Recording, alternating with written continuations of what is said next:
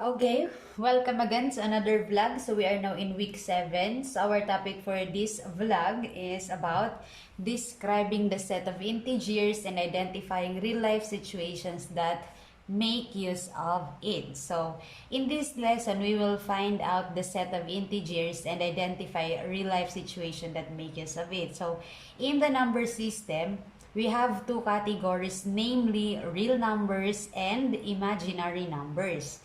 So, integers is classified as real numbers. So, yung integers po ay real number po siya or real numbers. So, what is integer? So, integer are all natural numbers known as counting numbers. So, the negatives, opposite, additive inverse, and the number 0 is also included. So, integer has no fraction or decimal. So, ibig sabihin, kung may 3/4, 0.265 or 265 thousandths, hindi po siya integer. Kasi pag integer po, hindi po siya fraction, hindi po siya decimal. Okay po?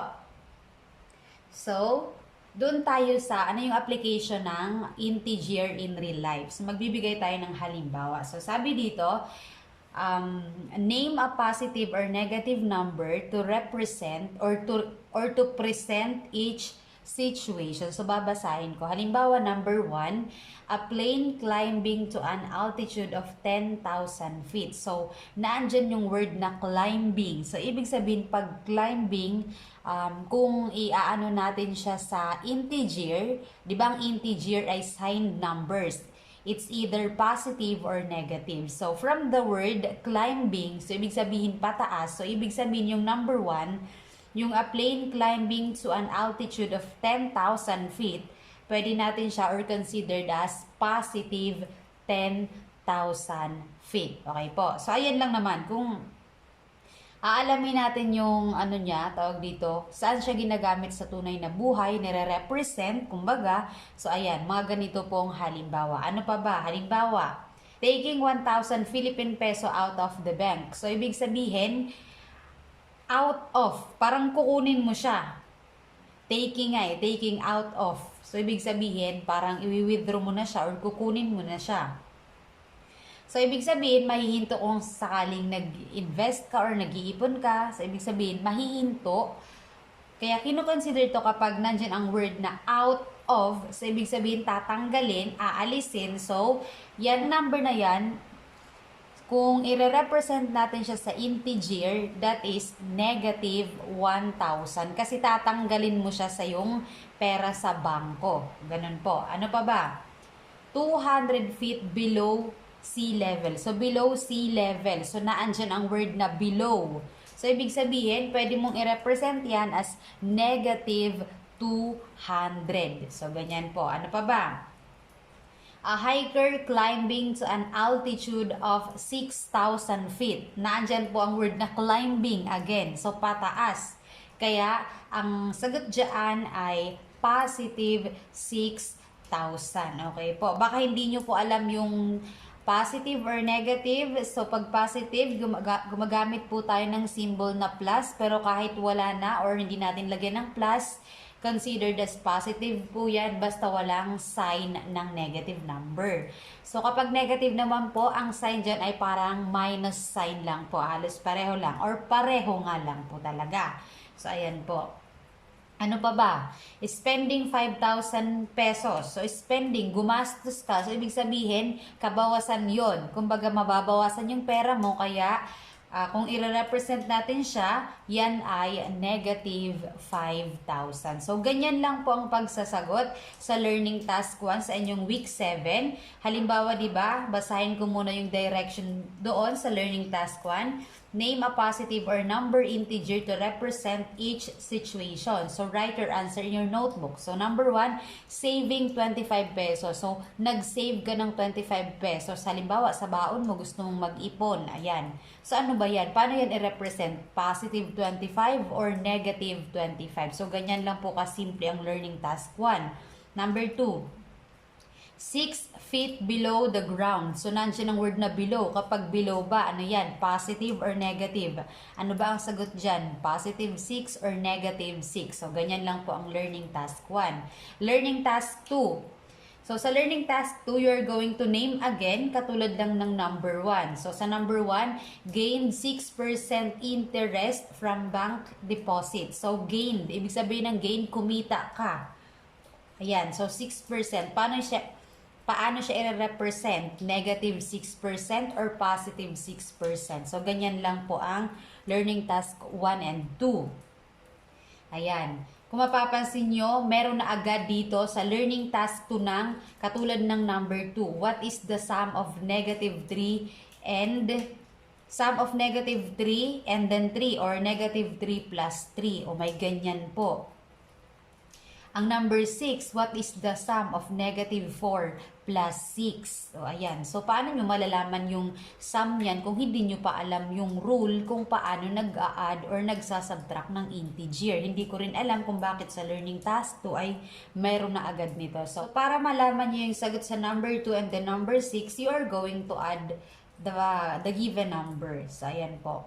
Although, hindi pa natin nadidiscuss kung paano mag-add ng integers, ewan ko bakit meron na ng ganito. So, try to add it. Okay po. So, yung negative 3 plus 3, kung makikita nyo, opposite yung sign niya. Kaya parang kahit addition ang ano dyan, ang operation, you're going to subtract. So, magiging 0 po siya. Ayan po. And then, for number 6, sinasagot ko na kasi nga wala pa tayo sa operation ng ng integers, pero meron na dito. So, dito naman sa negative 4 plus 6, kahit na plus yan, pero dahil magkaiba ang sign, you're going to subtract. And then, kapag na-minus nyo na kung ano yung sign ng malaking number, yun ang sign ng sagot. So, kapag minus mo yung 4 sa 6, that is 2. And then, yung malaking number sa dalawa ay 6. Kaya ang sagot ay positive 2. So, ibinigay ko na ang sagot sa number 2 and then number 6. Okay po. Since advanced yung given, wala pa tayo sa operation pero meron na agad dito ng tanong. So, proceed na tayo sa learning task 3. So, ano naman yung learning task 3? So, in learning task 3, we are going to arrange the given integers, ayan, from greatest to least or least to greatest or vice versa, kumbaga. So, sa learning task 3, 1 to 5, you are going to arrange that from least to greatest. So, ibig sabihin, mula sa pinakamaliit hanggang pinakamalaki. Tapos, yung 6 to 7, mula naman sa pinakamalaki hanggang sa pinakamaliit. So, I will give you an example. So, in integers, we have the word, the number line. Ayan. Ito ay number line. So, ang middle niya ay laging 0. Ang 0, hindi po siya positive, hindi rin po siya negative. So, wala siyang sign. Basta po siya ay 0. Yung mga number po, ayan, yung mga number na papuntang kanan, galing sa 0, yan po ang mga positive number. Ayan po. Positive 4, 5, 6, and then 7, and then so on. Pwede, ibig sabihin po yan, kaya may arrow na ganyan, ibig sabihin yan, hindi po yan mag-i-end. Continuous po yan. Ayan.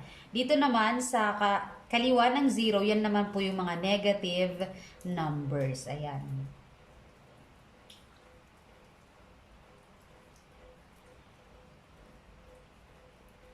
Basta kapag gagawa po kayo ng number line, make sure po ng interval po nito dapat po pare-pareho ang sukat. Pero dahil kinamay ko lang, alam ko na hindi pare-pareho ang sukat niya. Pero dapat po ay pare-pareho ang sukat or interval niyan. Okay po. Tatandaan nyo, ang gitna ay 0, tapos yung number papuntang kanan, lahat positive. Ang number papuntang kaliwa, lahat negative. And then, pareho dapat kung 0 ito, kung dito ay positive 1, ang kabila niya ay negative 1. Ang next ay positive 2, sa kabila naman ay negative 2. Parang 1, 1, 2, 2, 3, 3, 4, 4, 5, 5. Pero opposite nga lang ang sign. Okay po? So, from here, lahat yan ay positive. Okay po? Or meron yan ng symbol na ganyan. Or pwede namang wala. Ito naman, papunta dito, lahat yan ay negative. Ang sign niya naman or yung symbol niya ay ganyan, parang minus sign. Okay po. Pero ang number line from left to right, yan po ay from least to greatest po yan. Okay po? Mula po dito sa pinakadulo sa kaliwa hanggang papuntang kanan, ibig sabihin mula po yan sa pinakamaliit hanggang pinakamalaki po. Yan po yung number line. Kaya kapag tinanong kayo, ano ang mas malaki? Ang -7 o ang 1? Ang malaki po ay 1. Okay po? Kasi nga ito, from least to greatest. Kung ano mga nandito, siya yung mga maliliit compare po sa mga naandito. Lalo pa positive siya. Mas malaki yung positive compare sa negative. Halimbawa, we have, ano yung mas malaki? -7 or -4? So, ang mas malaki po ay -4. Tatandaan nyo po na kapag positive numbers, para lang siyang natural numbers. Parang yung usual, ano ba yung mas malaki? Yung 30 o yung 29? Siyempre, mas malaki yung 30. Ganun po ang positive. But, pagdating po sa negative, baliktad. Yung malalaking negative number, siya yung kinoconsider na maliit. Yung mga maliliit na negative number, siya naman yung kinoconsider na malaki. Kung tatanungin nyo sa lahat ng negative numbers, ang pinakamalaki dyan ay yung -1. Kung pagbabasahin natin na whole numbers. Although, sinabi ko kanina, na ang fraction at ang decimal ay hindi siya integers. Kaya lang po, meron din kasi ng negative number na nasa decimal. So, maliit pa din yun. Halimbawa, di ba, yung 1, -1, tapos sabihin natin -0.5 or -1/2. So, mas malaki yung -1/2 kaysa sa 1. Okay po. Kaya lang nasa nasa integers. Kaya dapat hindi natin ginagamit ang decimal or fraction. Kasi nga, ang integer ay hindi siya decimal, hindi siya fraction. Sinabi ko lang na baka isipin nyo na hindi kaya ang -1 ang pinakamalaking negative numbers. Pwede rin ang -0.5, -0.35. Yes, mas malaki nga yun. Kaya lang, sabi ko nga, nasa integer tayo. Whole number ang pinag-uusapan, kaya lang meron lang ng sign. So, consider dito na ang pinakamalaking negative number sa dito, is -1. Okay po? So, tatandaan kapag negative number, yung malaking number na may negative, kino-consider siya na mas maliit compare doon sa maliit na number na may negative. Kasi siya yung itinuturing na mas malaking number. So, let's have an example. Sabihin natin, arrange natin from least to greatest. Ayan. Sabihin natin, -3, 0, 1, 7, -6, -15. Ayan. I-arrange natin yan mula sa pinakamaliit hanggang sa pinakamalaki. Ayan. So, alin dyan yung pinakamaliit? Diba? Sabi ko, yung malaking number na may negative, siya ang kinoconsider na maliit. So, ibig sabihin, ang pinakamaliit dyan ay ang -15. Sumunod ang -6 and then -3 and then 0 and then 1 and then 7. So, ang pinakamalaki ay 7, ang pinakamaliit ay -15. So, ganyan lang po mag-arrange. Ganyan po ang gagawin nyo sa learning task 3, 1 to 5. Okay po? So, sa 6 to 10 naman, baliktad. Greatest to least. Ayan. So, let's have an example. Sabihin natin 0, -17, 6, -5, 8, -2. Ayan. So, alin ba dyan ang pinakamalaki? So, alin dyan ang pinakamalaki? Yan ay 8. Ano ang sumunod? That is 6. Ano pa ang sunod sa 6? That is 0. Ano ang sunod sa 0? -2. Sunod sa -2, -5, and then last ang -17. Okay po?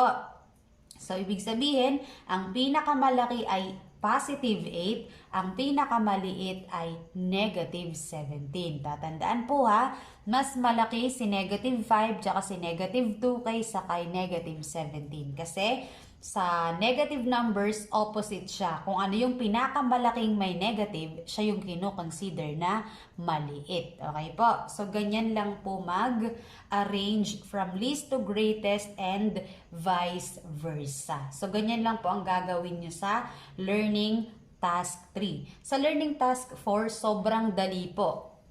So, the direction in learning task 4 is you are going to identify the following expression. Write integers or not integers. So, isusulat nyo lang, integers or not integers. Okay po. So, sinabi ko naman na kapag integer, sign number siya. May negative at saka may positive. Hindi siya integers or integers kung meron siyang fraction or decimal. Meron ng numerator, meron ng denominator. Kapag decimal numbers, may decimal point. Okay po, may decimal point. Ayan. So, number 1, negative 2 tsaka positive 3 or negative 2 plus 3. Ano ba yan? Integers or not integers. So, sa number 2, 0.245. Ang may decimal point ba ay integers or not? So, ganyan lang po ang pagpipilian sa learning task 4. Ganon din po sa learning task 5. Meron ng mga numbers na nasa kahon and then ilalagay nyo siya sa tamang column. Sa integers ba, sa fractions, or sa decimals. So, ganyan lang po ang learning task 4 and 5. You're just going to identify. Kaya lang pagkakaiba lang, sa learning task 4, ang pagpipilian lamang ay integers or not integers. Sa learning task 5, isusulat nyo kung saan dapat nakalagay ang number na naandoon sa box. Sa integers ba or sa fractions or sa decimals. So, ganyan lang po. Now, second topic tayo sa sa week 7, which is comparing and arranging integers. Ayan nga. Tapos na tayong mag-arrange ng integers. Ayan. So, dito na papasok ang operation on integers. Paano mag-add or mag-subtract ng integers gamit ang tiles. Okay po. So, dito na natin gagamitin ang tiles. Dito na yung operation. Okay po. So, start tayo.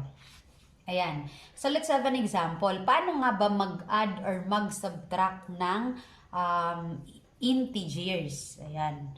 So, kung mapapansin nyo, sa learning task 1, you are just going to supply the inequality symbol. It's either greater than or less than. So, dahil alam nyo naman kung paano mag-arrange ng integers, so dito, alam nyo rin kung paano i-compare yung dalawa. Kung alin po yung mas malaki or alin yung mas maliit. Okay po? Basta tatandaan nyo kung ano yung nasa harap ng nakabuka sa less than or greater than na yan, ibig sabihin siya po yung mas malaki. Tandaan nyo, ayan, yung symbol, nandyan naman sa direction, yung greater than or less than. Halimbawa sa number 1, yung 12 tsaka sa negative 13. Ano ba yan? Yung 12 ba ay less than or greater than kaysa sa negative 13? So let's have an example. Ibalik ko lang ito ha. So greater than or less than. Sabihin natin we have 15. Tapos sabihin natin negative 5. So ano ba? Si 15 ba?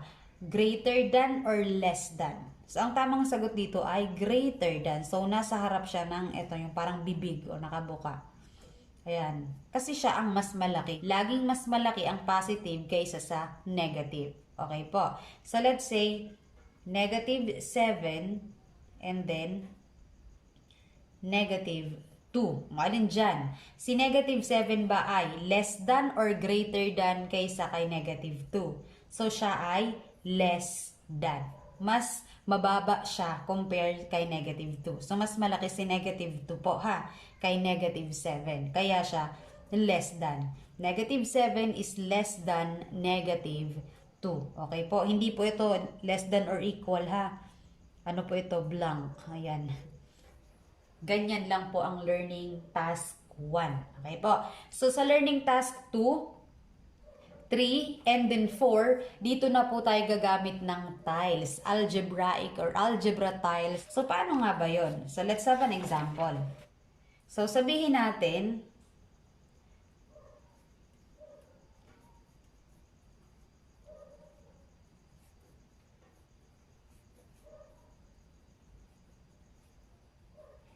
ayan.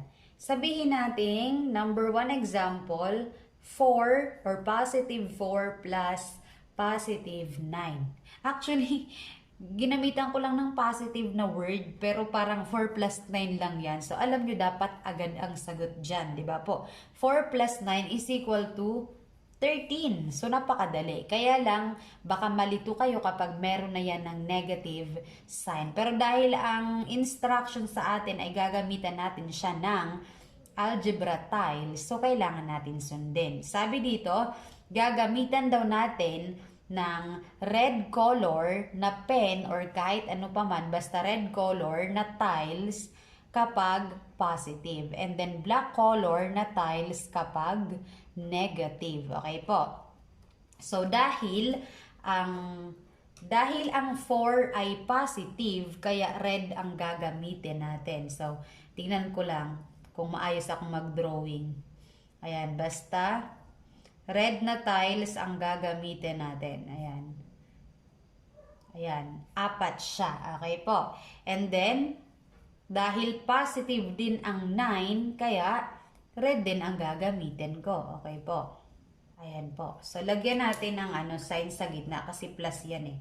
Ayan, equal. So, dahil pareho lang din naman silang red, so ibig sabihin yan, pagtatabihin mo lang po yan dito sa may right side. Wala kang ika-cancel dyan kasi nga pareho silang red. So, magiging ang sagot dyan ay, so 1, 2, 3, 4, 5, 6, 7, 8, 9, 10, 11, 12, 13. So, magiging 13 tiles. Red din po siya dahil positive po ang sagot. Positive 13. So, ganyan lang po ang pagsasagot sa number 1 example. How about another example? Ayan, so let's say negative 2 plus negative 3. Ayan. Nakalagay po, negative 2 plus negative 3. Paano po ang gagawin natin kapag ganito po? Ayan. So, kapag ganyan naman, ang gagawin lang po natin ay i-represent lang po natin yung numbers kung anong color na tiles. Pero dahil ito ay negative numbers, ibig sabihin black ang gagamitin natin. Okay po? Black. And then plus, dahil negative din ito, negative 3, so ibig sabihin black pa rin ang gagamitin natin. And then, just add 2 plus 3, that is, ayan. So, ibig sabihin, that is 1, 2, 3, 4, 5, that is 5. And then, the sign is negative. Kasi black pa rin. Di ba pag black, sabi nga natin, pag black, ang nire-represent niya ay negative. So, make sure na malalagyan nyo ng sagot na ang sagot ng sign na ganito, ng negative sign. Kasi kung wala, mali po kayo agad. Kasi kapag walang sign yan, ibig sabihin yan, positive 5 po yan. Pero hindi po positive 5 ang sagutin, negative 5. Kasi nga po, black yung tiles. So, ganyan lang po ha. Huwag pong kalilimutang lagyan ng negative. So, ano pa ba? Let's have another example. So, paano kapag, let's say, 5 or positive 5 plus negative 2. Ayan. Paano naman po kapag ganito? So, ayan. Dahil positive ang 5, so ang gagawin natin ay maggagamit tayo ng red na tiles. Ayan. And then, plus, dahil ang negative 2 ay negative, kaya black tiles ang gagamitin natin. And then equal, kapag ganyan po na magkaiba ang kulay, ang gagawin nyo po ay mag-cross out tayo. Okay po. So, isang black muna, cross out, another, then cross out. Ganyan lang po. Kasi kailangan kung ganito, dahil same color siya, kaya pinagsama lang natin. Same color, kaya pinagsama natin. Kapag opposite color or magkaiba ang kulay, magko-cross out tayo. Tapos kung ilan yung naiwan, yun po ang magiging sagot. Dahil ang naiwan ay 3, so ibig sabihin, ang sagot ng positive 5 plus negative 2 is positive 3. Or, pwede namang 3 lang. Dahil red, Dahil red siya, kaya positive ang sagot natin. Ganyan lang po, ha? Ano pa ba? Let's have another example. Ayan. So, let's say, 4 minus positive 5. Ayan, may minus na tayo. Diba? Ito plus, plus, plus. Paano pag minus? Or paano kapag magsasubtract tayo? Okay po, ganito. Ang gagawin nyo po kapag gaganito, hindi nyo po agad-agad ito i-represent as ito, red tiles kasi positive. Ito, red dahil positive. Ang gitna ay magiging minus. Hindi kayo makakapag-minus kung parehong red ang color. Di ba sabi ko pag same color, ipagtatabi nyo lang dito sa right side, tas bibilangin nyo na. Parang nag-plus lang kayo nun. Kapag magkasunod na magkaiba ang sign, sabihin nating minus plus or plus minus, kahit magkabaliktaran pa yan, ang gagawin nyo ay magiging 4, tapos magiging minus 5 na lang po siya. Tatandaan po ha, kapag magkasunod na magkaiba ang sign, di ba ito sunod, parang minus plus, kaya nga siya nilagyan ng parenthesis kasi pangit naman tingnan na minus plus magkasunod. Okay po, although considered as positive ito, ayan, ang gagawin nyo kapag gaganyan na magkasunod na ganito, papalitan nyo siya ng minus lang. Okay po? Minus lang po. Tatandaan po yan. Huwag kalilimutan. And then, saka nyo na po ito i-represent sa tiles. Okay po? So, magiging, dahil ang 4 ay positive, kaya red ang gagamitin natin. Ayan. And then, minus. Dahil ang 5 ay negative, kaya black ang gagamitin natin. Okay po. And then after that, equal. And then let's cancel. Isa, ayan. O, wala nang ibang makakancel. So, ang naiwan lang po ay isang black tile. Dahil isang black tile lang ang naiwan, so ibig sabihin ng sagot ay 1. Dahil black siya, kaya negative. So, ibig sabihin, yung 4 minus 5 ay negative 1. Okay po? Ganyan lang po siya. So, another example. Sabihin natin, eto, dito na. Number 5 example. Sabihin natin, negative 2 minus negative 6. Ayan. Ito po ang ito ang condition kapag ang operation ay minus. Kapag plus, walang problema. Diretso ko na agad mag-represent ng tiles. Ayan.